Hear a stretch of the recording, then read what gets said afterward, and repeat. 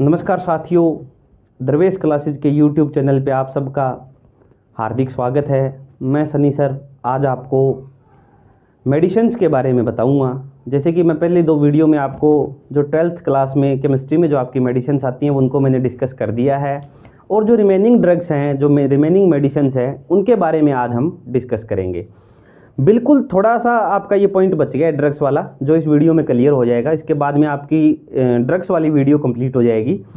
तो देखिए, मैंने आपको बताया है कि पहले जो मैंने बताया आपको काफ़ी ड्रग्स के बारे में बता दिया है। वो कौन कौन सी ड्रग्स हैं, जैसे कि सबसे पहले मैंने antipyretic, anti histamine, anti acid, ठीक है, एंटी फर्टिलिटी, इन सब ड्रग्स के बारे में मैंने आप लोगों को डिस्कस कर दिया है।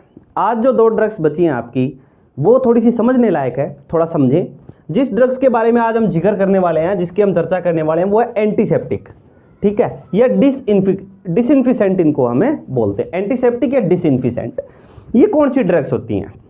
देखो, जैसे एंटीसेप्टिक की हम बात करते हैं तो एंटीसेप्टिक के बारे में हमें जनरली टीवी पे देखने को मिल जाता है। जैसे हम टीवी पे देखते हैं तो जैसे कि आपने कोई ऐड देखी होगी कि कोई बंदा सेव कर रहा है और उसको थोड़ी सी यहाँ पे चोट लग जाती है, या उसकी स्किन कट जाती है, या कोई हल्की फुल्की चोट लग जाती है और वहाँ पे थोड़ा सा ब्लड निकल जाता है। तो वहाँ पे जो डॉक्टर होता है या जो आम बंदा होता है, वो क्या रिकमेंड करता है?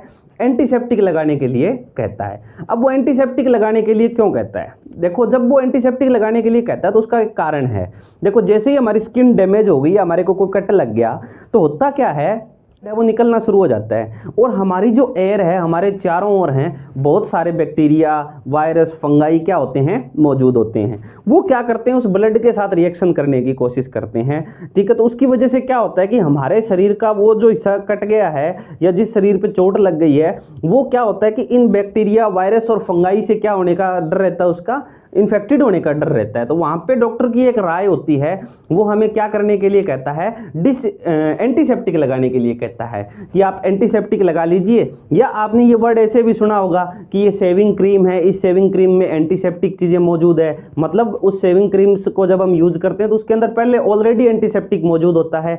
या कुछ साबुन ऐसे सुने होंगे आपने जिसके अंदर ऑलरेडी पहले से एंटीसेप्टिक की अमाउंट मौजूद होती है।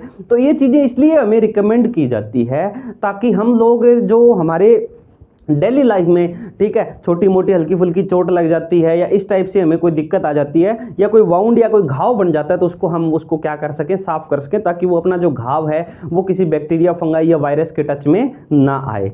तो आज मैं आपको बताऊंगा कि एंटीसेप्टिक, ये था एंटीसेप्टिक, ठीक है, मतलब किसी वाउंड को साफ करने के लिए, या कोई वाउंड हो जाता है तो उसको मतलब ऊपर से उसको बैक्टीरिया से बचाने के लिए, वायरस, फंगाई से बचाने के लिए हम क्या लगाते हैं, एंटीसेप्टिक। दूसरी जो चीज होती है वो होती है डिसइंफिसेंट। डिसइंफिसेंट क्या होते हैं, सुन लो इस बात को ध्यान से।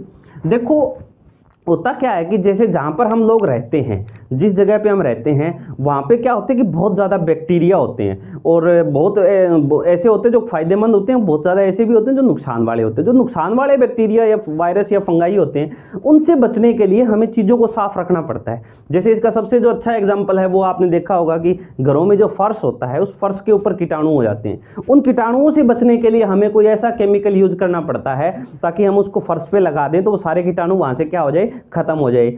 या आपने देखा होगा कि हमारे जो बाथरूम होते हैं, लेटरिन होते हैं, उनके अंदर भी क्या होता है कि जहाँ पे हम मल मूत्र का त्याग करते हैं, वहाँ पे भी काफ़ी ज़्यादा क्या होते हैं, बैक्टीरिया और वायरस बनने के, फंगाई बनने के वहाँ पे क्या होते हैं, चांस होते हैं, कीटाणु वहाँ पे बहुत ज़्यादा मौजूद होते हैं। तो उस एरिया को भी हमें क्या होता है, घर के अंदर साफ रखना होता है। तो उस केस में जो हम केमिकल्स यूज करते हैं वो आपके डिसइंफिसेंट होते हैं। क्या होते हैं, डिसइंफिसेंट। ये आप एडवर्टाइजमेंट टीवी वगैरह में भी देखते हो कि फर्श को साफ कैसे रखते हैं, या जो टॉयलेट है उसकी टॉयलेट की शीट को कैसे साफ रखते हैं। ये सारी चीजें हमने डेली लाइफ में पढ़ी है। इसमें जो आपकी चीज है एंटीसेप्टिक, एंटीसेप्टिक वो चीज होती है जिसको अगर हम बॉडी पे लगाएं ना, तो उस केमिकल का हमारी बॉडी के ऊपर कोई हार्मफुल इफेक्ट ना हो, ठीक है। ध्यान रखना, डिसइंफिसेंट होते हैं, इनको हम कभी भी वाउंड के ऊपर नहीं लगा सकते। क्यों नहीं लगा सकते? क्योंकि ये थोड़े से हार्ड केमिकल होते हैं, थोड़े से तेज केमिकल होते हैं, इनकी रिएक्टिविटी ज़्यादा होती है। अगर हम वाउंड वाले एरिया पे डिसइंफिसेंट लगा देंगे तो हमारा डैमेज फिक्स है कि आपका वहाँ पे डैमेज हो जाएगा हिस्सा ज़्यादा, या आपको वहाँ पे कोई ज़्यादा गड़बड़ होने के चांस रहते हैं। ये जो डिसइंफिसेंट होते हैं थोड़े हार्ड केमिकल होते हैं, ये नॉन लिविंग थिंग्स के लिए होते हैं। ज़्यादातर मैं ये कहूँगा कि जो नॉन लिविंग थिंग्स होती हैं उनके लिए हम क्या यूज़ करते हैं, डिसइंफिसेंट डिसइंफिशेंट यूज करते हैं। अब कुछ ऐसे एंटीसेप्टिक और डिसइंफिशेंट हैं जो हम डेली लाइफ में यूज करते हैं, उनके बारे में देख लेते हैं। सबसे जो पहला आता है वो आता है कि 0.2% सॉल्यूशन अगर हम किसका लेते हैं, फिनोल का। ठीक है, फिनोल जिसका आपने फॉर्मूला आपने छोटी क्लासों में या अपने 11th में पढ़ा होगा, ये होता है इसका अगर 0.2% सॉल्यूशन हो हमारे पास, ठीक है, 0.2% सॉल्यूशन बना रखा है तो वो आपका किसका काम करता है, एंटीसेप्टिक का। मतलब वो वहां पे जो अपना वाउंड है उसको साफ कर देगा, अपने को कीटाणुओं से बचा देगा। डिसइंफिशेंट के केस में इसकी कंसंट्रेशन ज्यादा हो जाती है। मैंने पहले ही कहा था ये थोड़े से हार्ड केमिकल होते हैं, इसमें कंसंट्रेशन ज्यादा मिलेगी केमिकल की। अगर हम 1% सॉल्यूशन बना लेते हैं फिनोल का तो वो आपका डिसइंफिशेंट का काम करता है। मींस जो फर्श वगैरह होते हैं या जो नॉन लिविंग थिंग्स होती है उनको साफ करने में काम आता है। दूसरा जो इसने बता रखा है कि जो हमारा पीने का जो पानी होता है, जैसे कि आजकल तो जैसे एक्वागार्ड वगैरह हो गया, लेकिन जो आमतौर पे जो जहाँ पे पानी को स्टोर करके उसके बाद में घरों में पानी पहुंचाया जाता है, उस पानी को, ठीक है, कीटाणु रहित करने के लिए, ठीक है, सबसे ज़्यादा जिस चीज़ का यूज होता है वो होती है क्लोरीन। ठीक है, क्लोरीन की क्या अमाउंट होनी चाहिए पानी को ठीक करने के लिए, 0.2 से लेकर 0.4, ठीक है, क्या होनी चाहिए, ppm होनी चाहिए, पार्ट पर मिलियन हिस्सा मौजूद होना चाहिए किसका, क्लोरीन का। इसको हम क्या करते हैं, जो पानी होता है, पानी के अंदर जो बैक्टीरिया मौजूद होते हैं उसको साफ करने के लिए यूज करते हैं, वो पानी भी पीने के लायक है आपका हो जाता है। उसके बाद में एक जो सबसे कॉमन नेम आपने सुना है, ठीक है, टीवी पे जो एड देखी है, डेटॉल।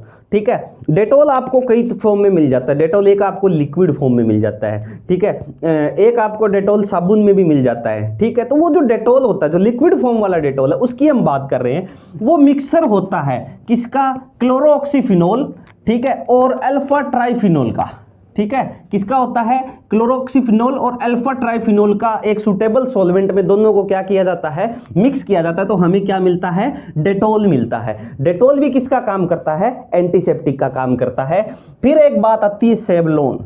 ठीक है, सेवलोन जो होता है वो आपका क्लोरोहेक्सिडाइन ग्लूकेनोएट होता है। ठीक है, इसको हम क्या करते हैं, सुटेबल सॉल्वेंट के अंदर डिसॉल्व करते हैं। ठीक है, तो हमारा क्या बनता है, सेवलोन बनता है। ये भी बिल्कुल डेटॉल का अल्टरनेट मिलेगा आपको मार्केट के अंदर। आपको मार्केट के अंदर दो ही तरीके के एंटीसेप्टिक मिलते हैं, या तो डेटॉल मिलता है या सेवलोन मिलता है। दोनों लिक्विड फॉर्म में भी हैं, दोनों के साबुन भी आते हैं, तो दोनों को हम एक दूसरे की जगह यूज करते हैं, डेटॉल और सेवलोन। इनकी आपने टीवी में एडवर्टाइजमेंट भी देखी होगी।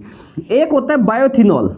ठीक है, बायोथिनॉल जो होता है वो सोप्स के अंदर मिलाया जाता है। ये केमिकल होता है, ठीक है, जिसको हम सोप्स के अंदर मिला देते हैं। मींस की वाउंड वगैरह है, कोई ऐसा वाउंड है जिसको हम साबुन से धो सकते हैं, तो वहां पे हम क्या करते हैं, बायोथिनॉल का यूज करते हैं।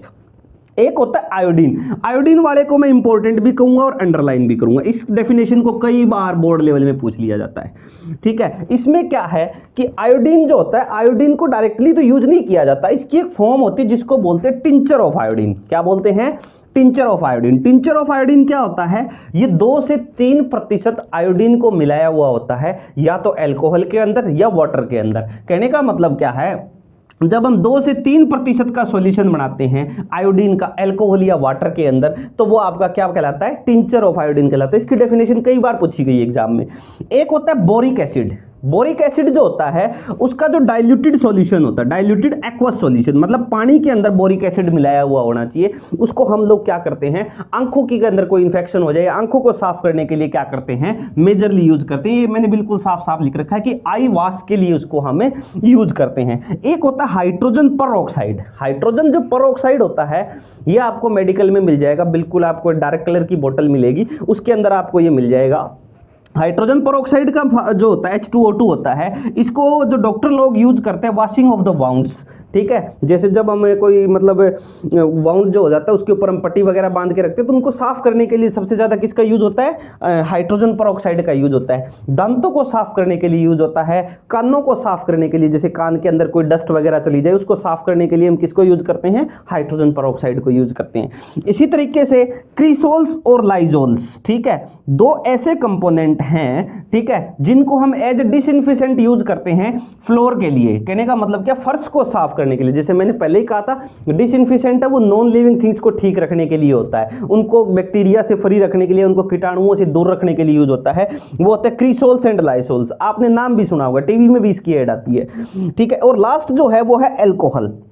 अल्कोहल क्या होते हैं? अल्कोहल का आपको पता ही है, ठीक है। अल्कोहल ड्रिंकिंग पर्पज़ के लिए यूज होता है, उसको ड्रिंकिंग पर्पज़ के लिए भी लोग यूज करते हैं, लेकिन उसको एज एंटीसेप्टिक भी यूज करते हैं। आमतौर पे जो अल्कोहल का यूज होता है, जो डॉक्टर जब कोई सर्जरी करता है तो जो अपने इक्विपमेंट्स होते हैं जो सर्जरी में यूज होते हैं, उनको सही करने के लिए हम क्या करते हैं?